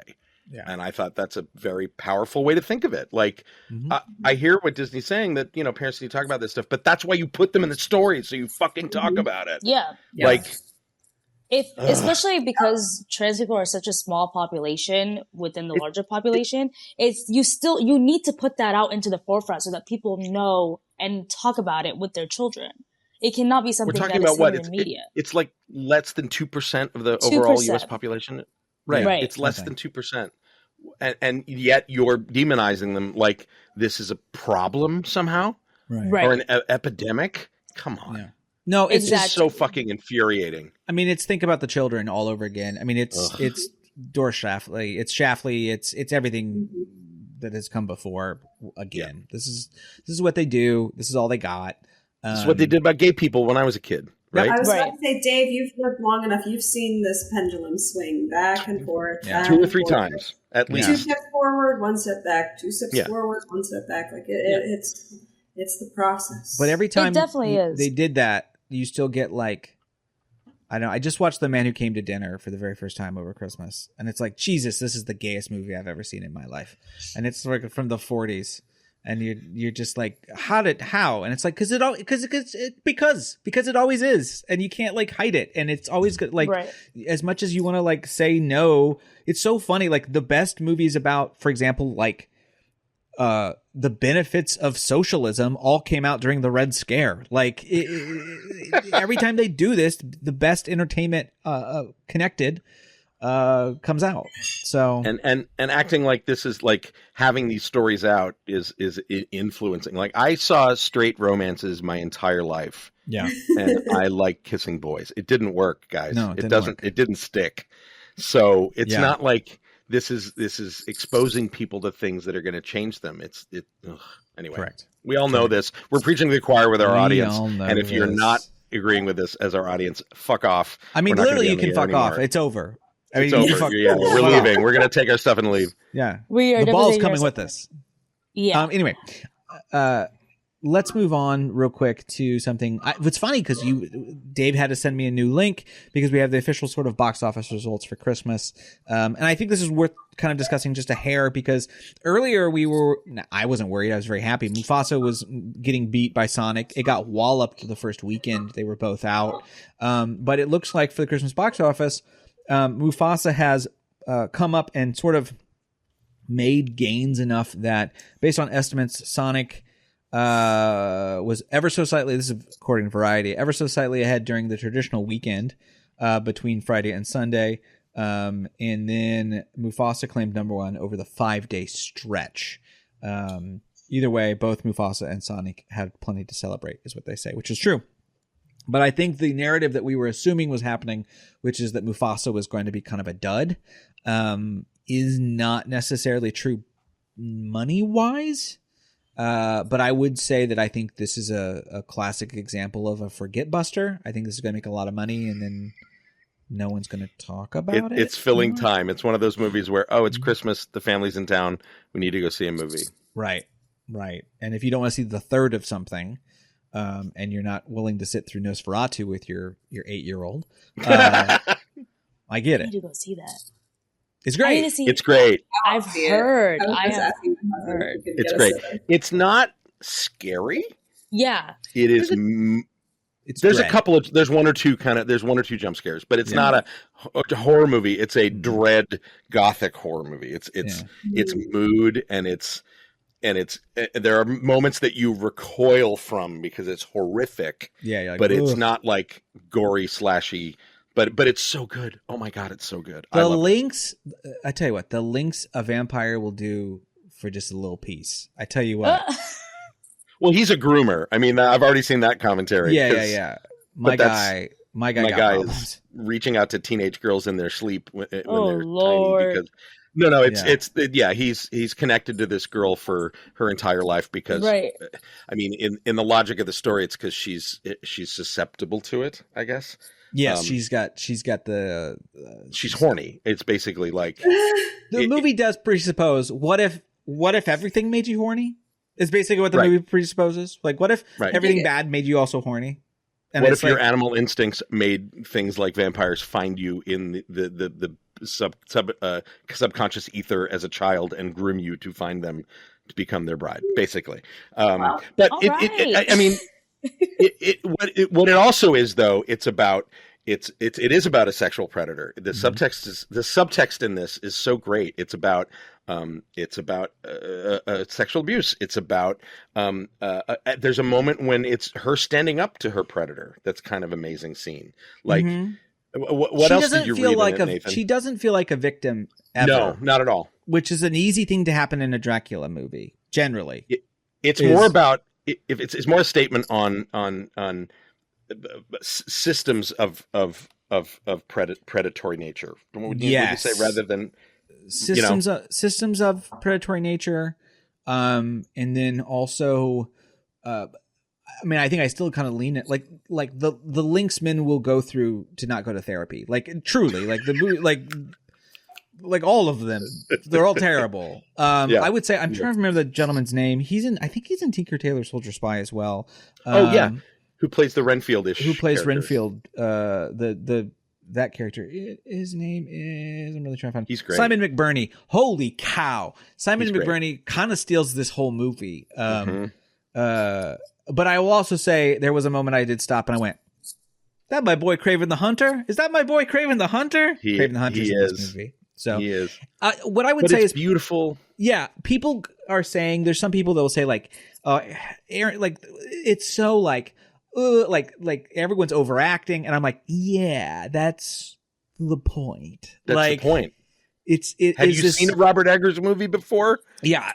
Oh, Like- two things happened in my theater experience that I have to talk about right now. First of all, someone came out and said, I hated this thing. It's awful. It's so boring. And they're like, really? You didn't like it? And he's like, no, it's so boring. He goes, it reminds me of that one movie I saw. What was it? The Lighthouse? Like, again, like, it's supposed to be a horror movie, and God. it's so boring. And I'm like, my guy, same director. Like, what did you Yeah, if you didn't like The Lighthouse, you're not going to like this. No. Ooh, And, okay. but at the beginning, Did you like The Witch? I didn't watch The Did you Witch. see The Witch? I didn't watch The Witch, but I Okay. watched The Did he Lighthouse and I was uncomfortable. The Yeah. Which I guess Witch. is the point. The Witch is super uncomfortable to watch. Okay. But I would say it's closer to that than The Lighthouse. The Lighthouse is pretty wacky. Yeah. I liked this more than The Lighthouse. I did too, and it's closer. If you haven't, you know what? Watch The Witch, because it's actually one of my favorite gothic horror movies of the last decade or so, and Okay. it is tonally a match to Yeah. Nosferatu. Yeah. All right. I've not seen any of these. No, you'll never Did see. you see The never see movies Northman? anyway. Oh yeah, No. I love Northman's Northman. amazing, and it's not a I horror heard good film. Like if things. you want to know his tone and his style, but not horror, Yeah. The Northman's awesome. You get to see He's a Vikings great being director. sexy. Yeah, Big, right. Northman is uh, like sexy Norse action mythology movie. Yeah, Fun. with Nicole Kidman. This is great. Okay. She's in Uh, a lot of sexy movies lately. It's like she's in that baby girl one. I Getting am in touch with her intrigued. BDSM side. I saw that. That movie also takes place at Christmas, so you can now do a double feature of Eyes Wide Shut and Baby Girl. Did you see And- Baby Girl? No, I I did have not not. see Baby Girl yet. I have Okay. not. will. I've seen clips. And the clips Yeah, are yeah, yeah. intriguing. They are intriguing. Yeah. From what I'm Yeah. told, it's not a kink shamey movie. Yeah. It's very much No. kink forward. No. So They Good said for it's like them. I 50 did Shades of Grey if it was good. So That's not a stretch. Yeah. So but it seems I've seen interesting. Disney Channel movies that are better than 50 Shades of Grey. Anyway, I also saw A Complete Unknown, which is, of course, I did a double feature. I went to see Nosferatu and then Chalamet. Chalamet it up as Bob Dylan, and he does an amazing job. And that's what I hear. It's a 3-star for me. It's like a very conventional biopic, but it's a very conventional biopic in the way that like you have a character. Like for example, this is the same director who did Walk the Line. And the thing about Walk the Line is it's actually a romance. Like that's what Walk the Line's about. It's not really a biopic, right? It's about these two people trying to find themselves. And the question that you get about this movie is, well, what's the movie actually about, right? Is it a bio? Like, what is it? How does it not walk hard? Like how do you get past that? And the answer is basically that like Bob Dylan is an enigma and you can't figure him out, and the movie's not going to try to figure him out. And it's more about the people around him and how they're affected by him, which is good, except the movie tries to sort of have its cake and eat it too, by still leaning a little too hard into those biopic-y kind of things. But then the response is always from, Chalamet's character, like, I don't know, man, like, bleh, like I'm Bob Dylan, man. Like that's what he does. So it's kind of my analogy has always been, since I saw it, is like it's like watching Twister if you spend a lot of time watching the actual clouds move about, and you're like, okay, because What was then you the see movie about the aftermath. But what was the Bob Dylan movie where multiple people played him? Richard Gere and Kate Blanchett is the best Bob Dylan of all time. Yeah. I'm Not Here. Is that I'm what Not it's called? Here. Yeah. Mm-hmm. Yeah. I haven't seen it, so I think it's better. I think it's better Is than it? this. Yeah, Okay. because it just leans in on the strange, right? It leans in on the massive differences in the different types of people Bob Dylan was over time. This movie is very much more about like him going to Electric, and so it ends. But with I him do going love to that Electric. Timothy Chalamet. Oh, he's incredible. It's a 5-star Chalamet. performance. It never feels like a gag. Timothée. I laughed a lot because he does a great like Bob Dylan in the corner, kind of sunk up, and someone says something and he just goes, Christ. He does it just right. It's the right vibe. Right. So everything feels true. It's just not necessarily what I would say is like it's best when it's like concentrated on Edward Norton as Pete Seeger, as someone who is watching this guy sort of leave where he started and go somewhere else, but also not want to go there with him. Right. So yeah, not bad. Go see it. If you like Chalamet, I'm sure you've already seen it, to be honest. I like the idea that Chalamet girlies are getting into Bob Dylan. So that works for me. Yeah. They're like, wait, there was another twink. There was a twink in the 60s we can like? Okay. It was probably a 10 back then. Yeah, for sure. So anyway, that's the box office. I guess Mufasa's doing okay. Not a dud, but clearly none of us saw it. So there you go. We are going to move to our final. That's the end of the news. We're going to go to our last Beware Our Guest. Sarah, what is going on? Nothing says Christmas like people acting a fool at Disney parks. I mean, what do we expect, So there was a TikTok video that came out that showed this man. So they were at Pirates of the Caribbean. The ride stopped. He got very upset. He decided to stand up on the ride while it was stopped with his child, his baby, in arms and yell at the cast member because he was very upset that the ride stopped. You couldn't really hear This was Disneyland, correct? I believe so. You couldn't hear exactly what he was saying or what he was upset about. All he was basically wanting was to get off of the ride. But that was it. That was literally it. And if he would have just been a little bit more patient, then he would have probably just got off. I think he actually did walk off then, if I remember the thing right. I think he. Oh, I think did he he? did end up. Oh. It mentioned something about I didn't maybe see he that just in the got off video. original. Maybe he just got off normal and then started yelling. They word it in a way that you're not sure. Like, did he get off and then get yelled at, or did he get off when he was supposed to get off and then yelled at people? In the video, it there's a looked like little he bit was of- on the boat, the standing video does up not on show. the boat. Yeah, the video with doesn't the show any baby. aftermath. Mhm. Yeah. Yeah. So, okay. I Zapruder filmed this and went deep and watched it multiple times. And you do find that he does say, basically he shows his phone to the cast member who's sort of on the scenery checking in on people. And the guy goes, "Is everyone okay?" Which is a question of like, "Are you safe?" And everyone goes, "No," like a bunch of children. And it's like, calm down. You're stuck on a ride. But he shows his phone to the guy. And if you really listen, I think he's got an accent. I think he might be Italian. I'm not sure. But he says something like, it's I'm making up a time, but it's 2:28. I have a thing at 2:30. Like, I got to get off. Like, it's very clear this is a fast pass or a reservation situation. First of all, my dude, I know you're stuck on the ride and that's not your fault, but you never get on a ride in the half an hour before you have a reservation unless you are guaranteed to get off that ride with plenty of time. Like, that's just being smart. But Yeah, but this if guy this guy made a fool. He definitely did. But if he is a tourist, he probably didn't know. And I think with how complicated Lightning Lanes and I Union agree. Plus and all these different things, that's probably a contributing factor. But that doesn't mean that you have to be an asshole on Christmas No. or Christmas week. Yeah. Like, dude, like, people Yeah. are accommodating. You are at Disney. Like, they will make sure Yeah. that you get on whatever ride you need to get on if there was something Yeah. wrong with another ride. Oh yeah. Just shut And up I and take the understand this. multi-pass. Yeah, and I totally understand if people are stressed out, especially on the holidays, but it doesn't mean you have. I mean, at the end of the day, you always have to remember Disney's gonna fix it. Like, if you have a problem, I've had a pass where I showed up a half an hour after that closing time in the pass because of something else, and they're like, "Hey, whatever, come on in," Yeah. come on, people. Yeah, and I don't people and it seemed like he probably was part of a larger party, and it's like I'm sure they could have taken care of it without him. So Yeah. I don't know. He's a fool. That's what people do. Yeah, but what people shouldn't do is steal. This is crazy. Yeah, this one's a nut. This one's This nuts. one's nuts. This one's nuts, and it feels like a little heist that kind of happened over at Fort Wilderness. Like the So- worst heist, like a The- meth heist. Like we need Like, for meth what? money heist. Like, for what? just what are you stealing? So a common tradition that some people do over at Fort Wilderness whenever they're staying around the holidays and Christmas time is that they'll set up stockings outside of their tents or like wherever they're staying and fill it up with like cute little goodies that they'll pass around to their neighbors. And it kind of builds like a cute little community. Everyone gets together, feels the holiday spirit. Wonderful, cute.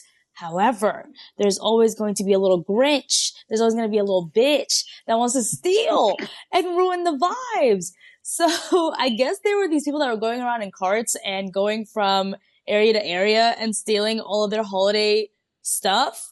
Yeah, And the equivalency seems to be sort of like Halloween. Like you could Yeah. go and stop by a door, and they would like there's some treats on the porch. That it's like seemed the to be same vibe. golf cart thing that they do during Halloween Yeah. there. Yeah. It's the same. It's the same thing, but it's like, why steal the entire stuff? Like for what? It seems so random. I wonder who did it because they were not caught. So it's just like, It sucks. was it a local? Was it somebody within the community? Do we have to excommunicate somebody? Like who did it? Why did they do it? What was the Some purpose? 14-year-old, probably. You know, Yeah. Yes, It's always 100% kids. that. Yeah. But yeah, they fucked up the holiday vibes. But they still, everybody still celebrated and had a wonderful time. I don't believe in beating your children, but if my child did that, we would come close to some blows. That's My child did that. They are spending an entire year in the motherland, bitch. War and all. Like, I don't give a fuck. You are being sent You back. put them on a plane, you send them back to the motherland until they Immediately. learn their lesson. going Yeah. to learn. Yep. Not at Christmas. Yeah. We don't do that. See, and I sounded extreme. And thank you so much. Sorry. Now I sound so reasonable. you have to.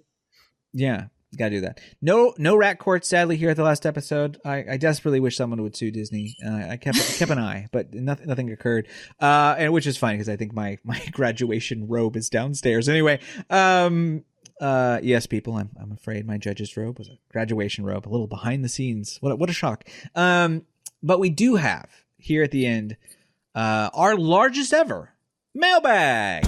You know it's nice when the postman has a letter in a sack for you. All right, we've got 3 letters. We got 3 letters from our mailbag. Janine, you have the first one. This is from our good friend Joe Lozano, old bastard Joe. What does he have to say, Janine? He says, "Say it ain't so, say it ain't so. Aw, damn it. I'm really going to miss seeing all your lovely faces and hearing your voices every other week. Like how Nathan had mentioned, that recording this podcast was a highlight of his week. Well, listening was the highlight of mine, so thank you. Thank you, Rats, for all the laughs, insights, and the spicy commentary. It's been a wonderful ride. I just wish I had found you all sooner. Best wishes to each of you in your future endeavors. I hope to see you all in the queue. I'll be saving you a spot and, of course, a churro.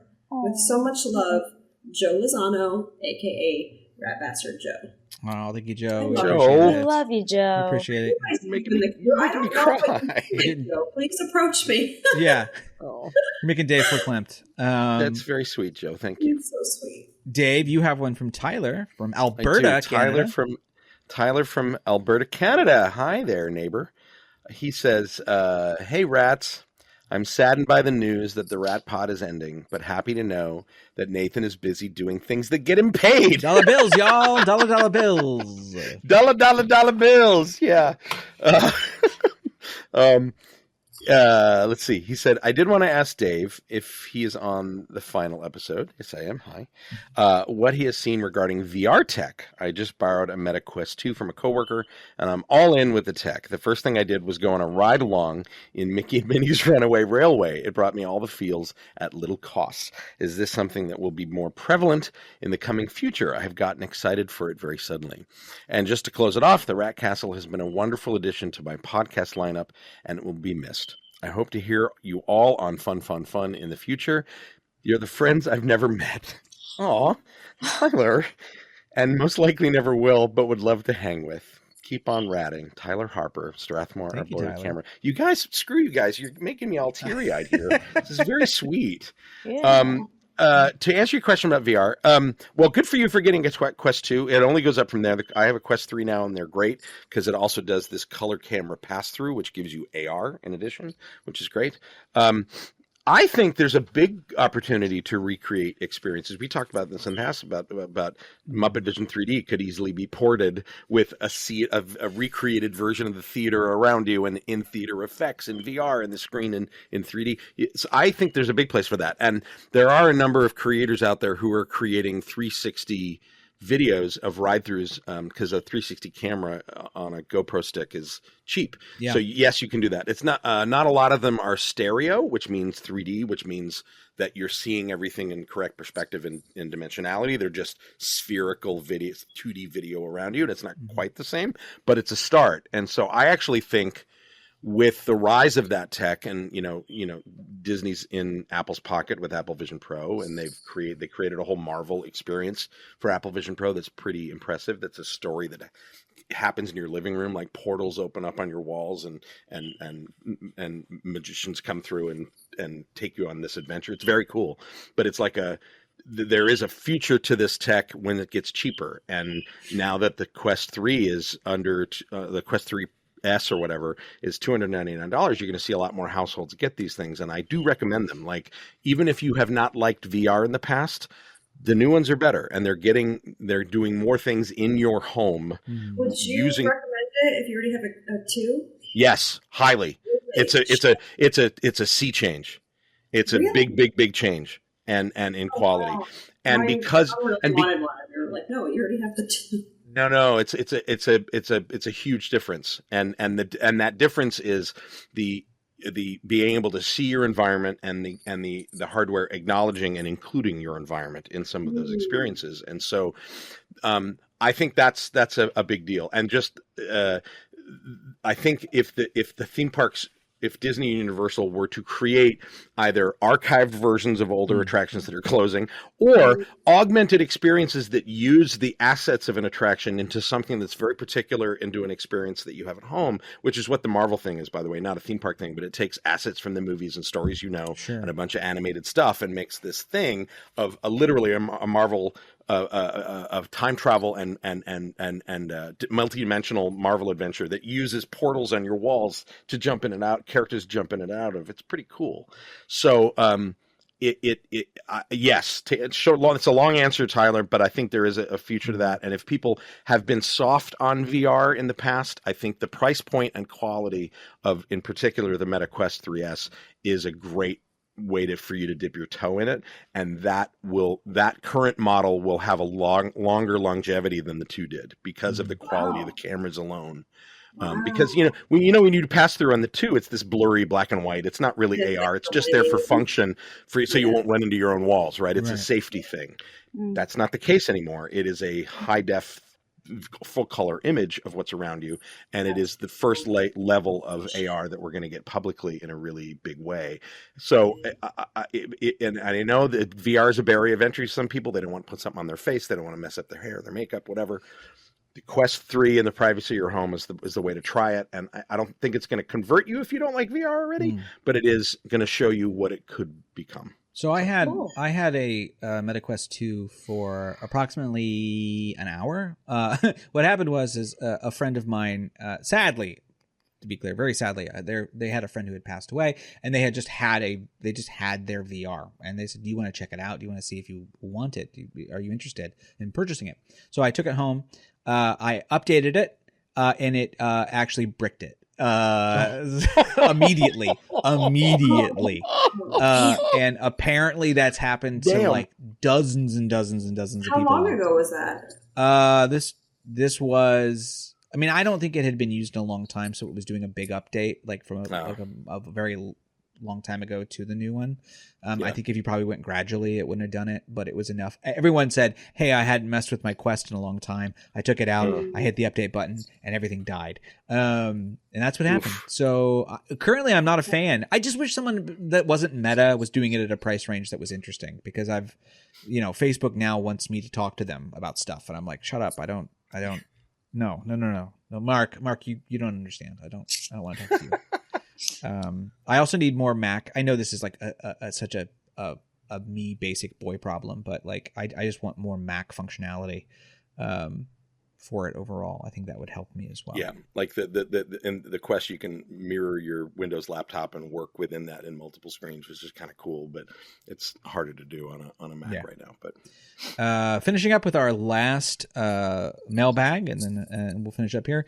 I guess I'll read this one. It says, this is from Dominic. He says, "What's up, Rat Pack? First off, I want to start by saying thanks for being such a fun podcast to listen to. Dave's insight into the theme park industry is always exciting, and Beware Our Guest always makes me shake my head and wonder why, but in a good way. All this to say, I'm sad to see the show come to an end, but I was curious, would you all be interested in coming back for a D23 special? Those episodes were always my favorite, and my friends and I even make bingo cards before the parks panel, which is always the funniest to watch along at home with. Example, including dance number in middle of panel, new integration with video game property, etc." That's a very good bingo card. That's genius. Would love to see you guys take part, and hope we could see the Rat Pack come back together at some point. Keep up the great work and have a happy new year. All the best, Dominic. Who knows? The future's always open for sorts of things. I need to be away from something a little bit a while before I can go like, oh, maybe I'll do it. I will say, Dominic, if you're interested, we just started doing it over at Fun. We're going to do a monthly recap of news, and then we did a D23 special for the last one. And basically, Dan was very accommodating in the sense that I didn't want to do it while we was doing Rat Castle, and then I kind of approached him and said, "Hey, this thing's ending, and I'm doing this thing already with you. Does this interest you?" So he was like, "Yeah." So if you're interested in that sort of stuff, I'm sure I'm going to have these guys on. Fun to talk news roundups and stuff. Just so everybody knows, like, we have a private chat and we all talk anyway. Like, this is this is some abrupt stop. We're just stopping this podcast for now. We're going to keep talking about parks. We're going to find other outlets to talk about. And if you talk, if you know us on social media, like we're still going to be there, and we'll show up in different places and that sort of thing. It's just gotten harder over the last year to get everybody together. We're all globetrotters and baby makers and all sorts. So, yeah, it's tricky. So this is a way for us to sort of make things a little more convenient for ourselves.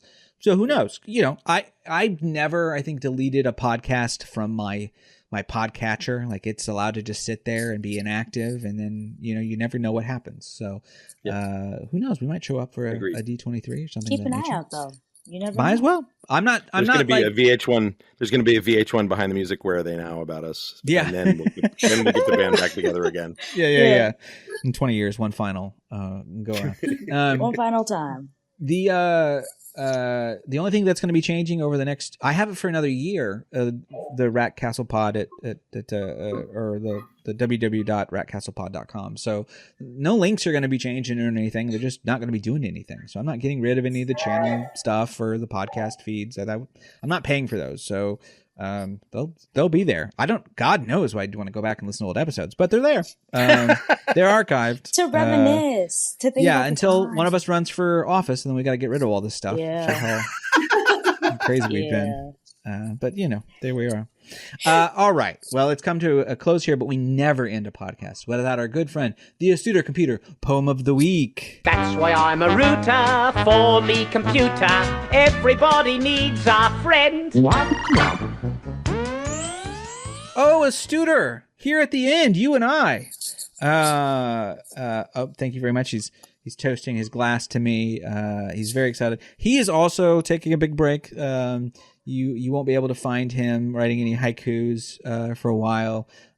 He's donating his time to charity. He's actually he's doing charity work, and he's going to be doing some UNICEF touring. UNICEF, damn. Okay. I'm sorry, Janine. Nothing. Oh. Yeah, so he's he's going on. He's taking Audrey Hepburn's place in UNICEF as their spokesperson. So, Astuter, what do you have for us here at the end? What would you possibly have? Let's see.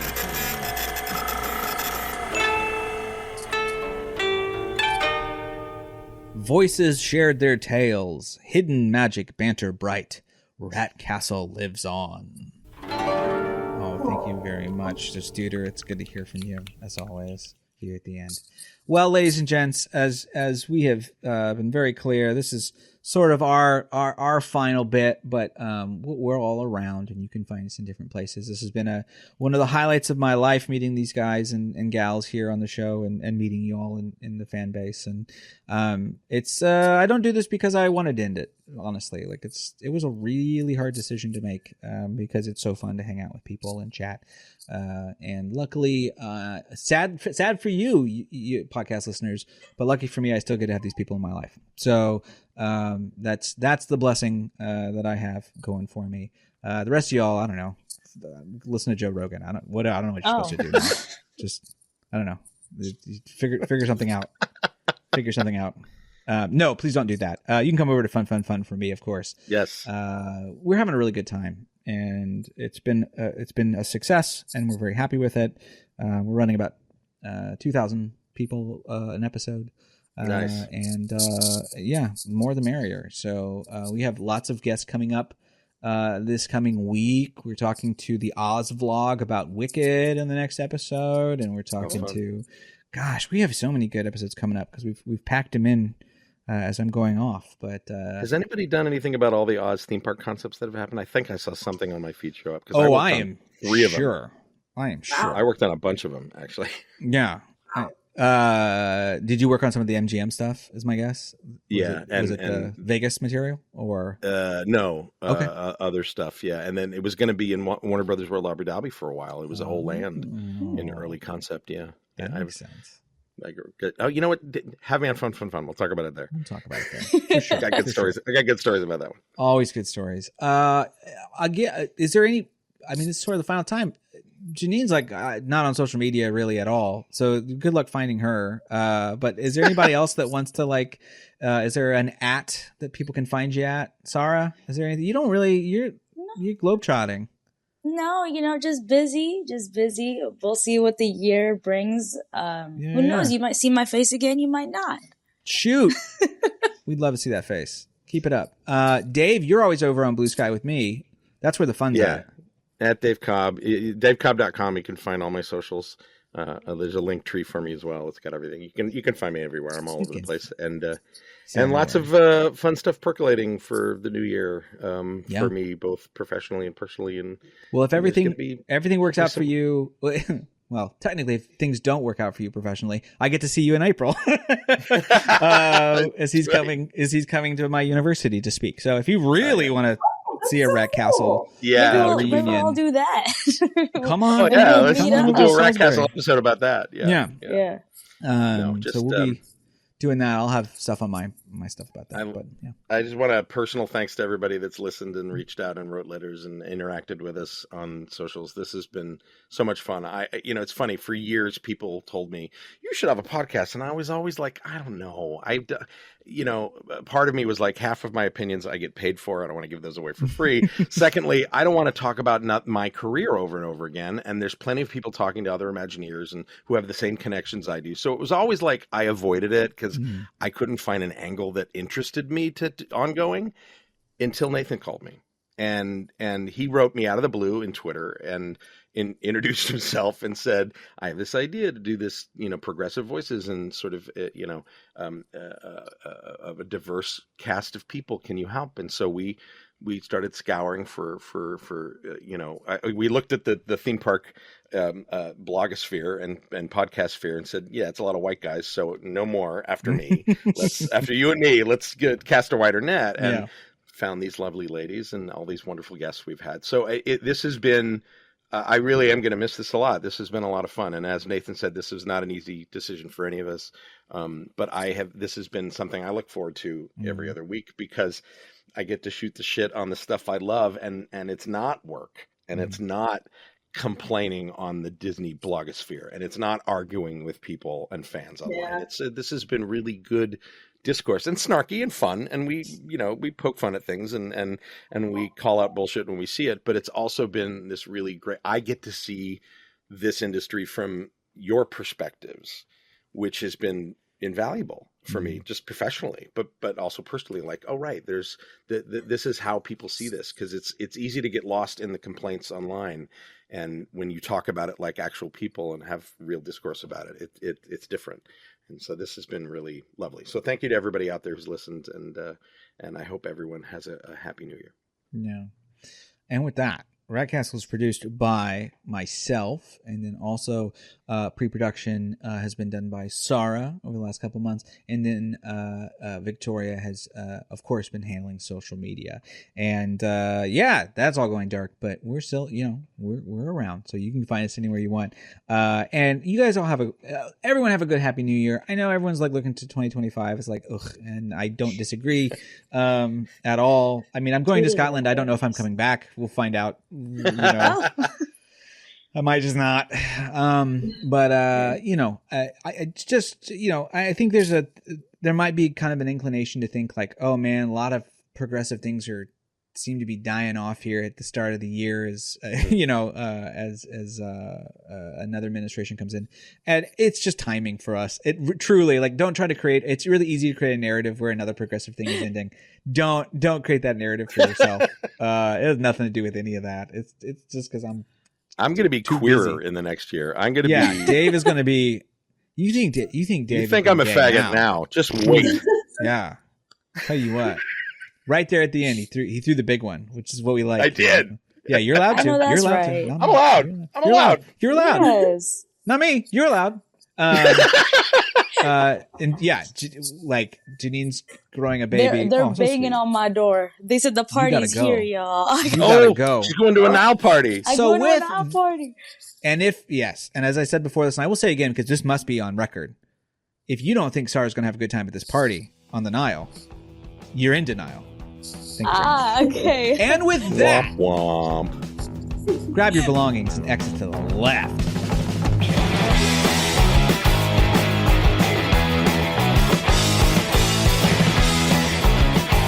Will you stop this foolishness? What foolishness would you like to see? Will you get out of here? This has been a production of 710 Media.